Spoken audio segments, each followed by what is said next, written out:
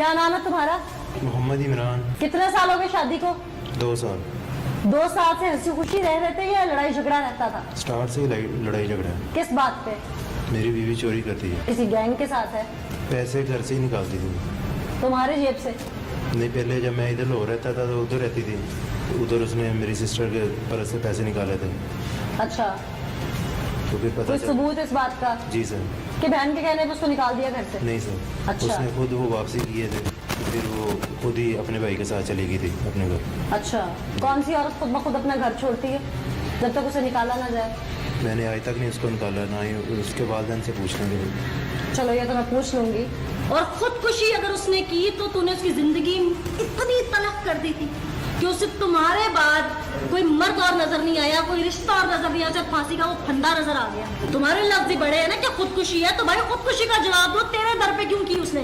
तुमने मुझे बताया कि तुम उसके माँ बाप के घर भी उसे लेके गए, वहां नहीं की उसने। सबर दे, जो बात नहीं सामने आई है कि भाई तुम किसी और के साथ भी गुलछड़े उड़ा रहे थे, इस बात में कितनी सदाकत है?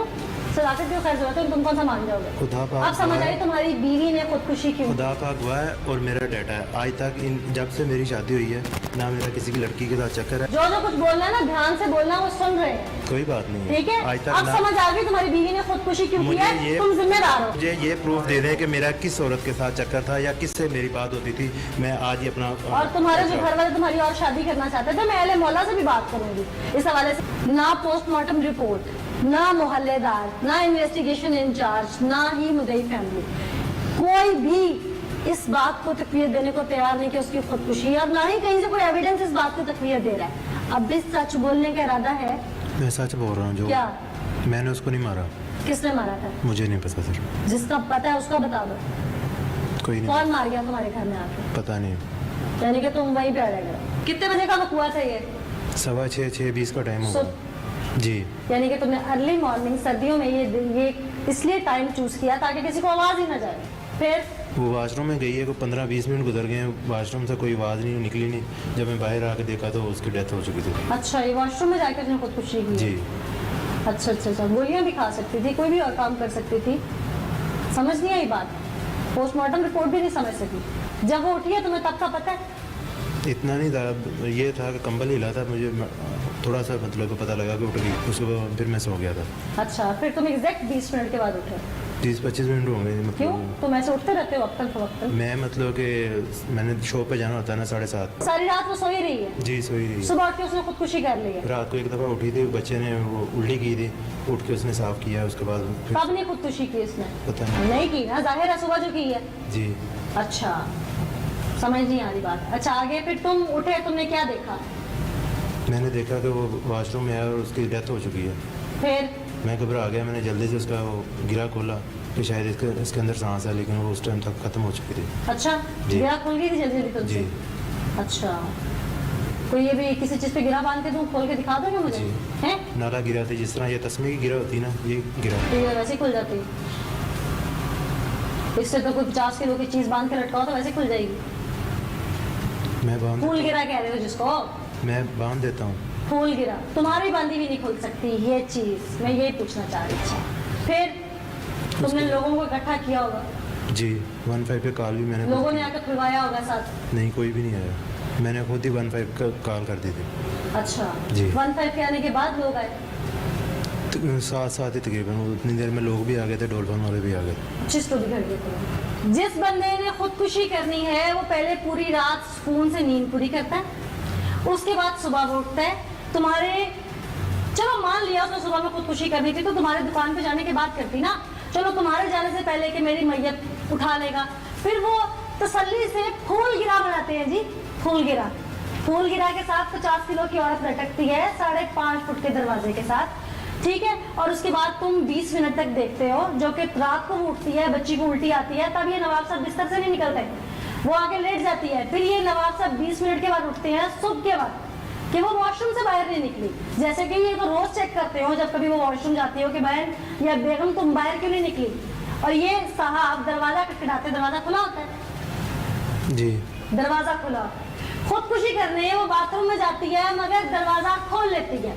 अच्छा नाज़रीन, ये कहता है कि आसिया बीबी ने खुदकुशी की। मैं कहती हूँ अगर उसने खुदकुशी भी की तो उसका जिम्मेदार ये शख्स है। जिस लड़की ने माँ बाप के दरवाजे पे नहीं की खुदकुशी, जिस लड़की ने किसी और के साथ भागना गवारा नहीं किया, जिसने इसको नहीं छोड़ा, खुदकुशी कर ली, तो इसका मतलब उससे ज्यादा शरीफ कोई औरत नहीं है। तो वालदा मौजूद है आसिया बीबी की हमारे साथ टेलीफोन लाइन पे, उनसे जानते हैं। माँ जी, बहुत शुक्रिया कि आपने वक्त दिया टेलीफोन लाइन पे। आपकी बेटी इस दुनिया में नहीं रही, हमें बहुत अफसोस है। आपका दामाद क्या आपकी बेटी को खुश नहीं रखता था? अगर आपकी बेटी ने खुदकुशी भी की है जैसे ये कहते हैं, ये तंग करता था उसको?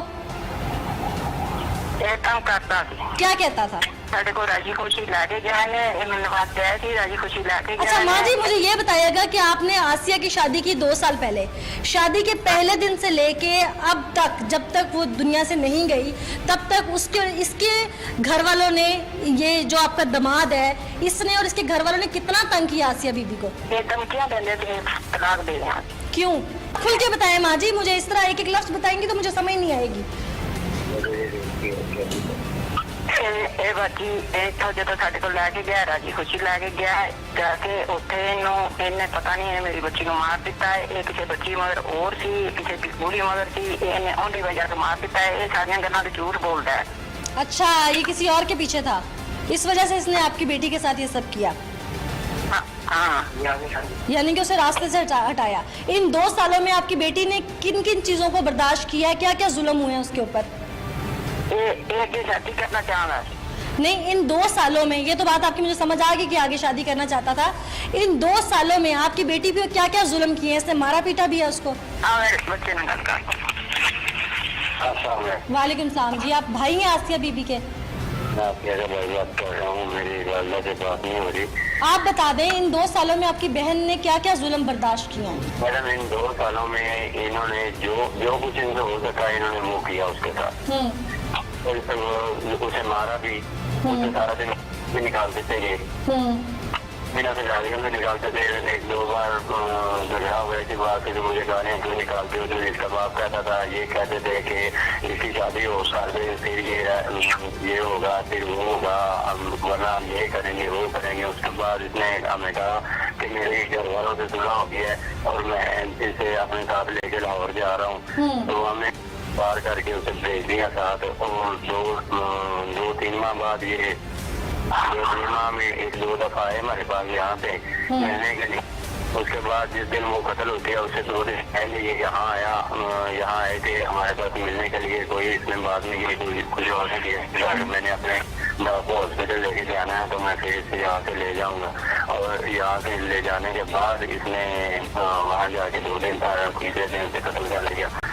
और फिर हमें इससे किसी गरीबी रिश्तेदार से पता चला कि किसी लड़की के पीछे था जिसकी वजह से कत्ल किया।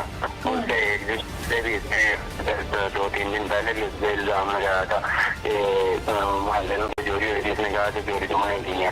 तो उससे पूछा जाके हमने कि यार तुम्हारी चोरी हुई है? उसने कहा कि हमने तो कोई बात ही नहीं थी, ये तो पुलिस वालों को पता था, हमें नहीं ये बात हुई है। अच्छा, ये इल्जाम इसका अपना लगाया हुआ था? जी, मनगढ़ंत इल्जाम था इसका? 100 रुपया निकाल लिया। 100 रुपया निकाल लिया। तो 600 रुपये से जाने से कहा कि तुमने क्यों निकाला? उसने कुछ भी निकाल ली। ये इल्जाम इसने उसके बाद लगाया। अच्छा, मुझे ये बताएं कि आपकी बहन चाहती थी इसके साथ बसना और ये नहीं चाहता था उसे बसाना? जी, वो सिर्फ एक ही बात करती थी कि मेरा छोटा सा नाना का बेटा है, वो दादा की और इसे किसी बात का नहीं था।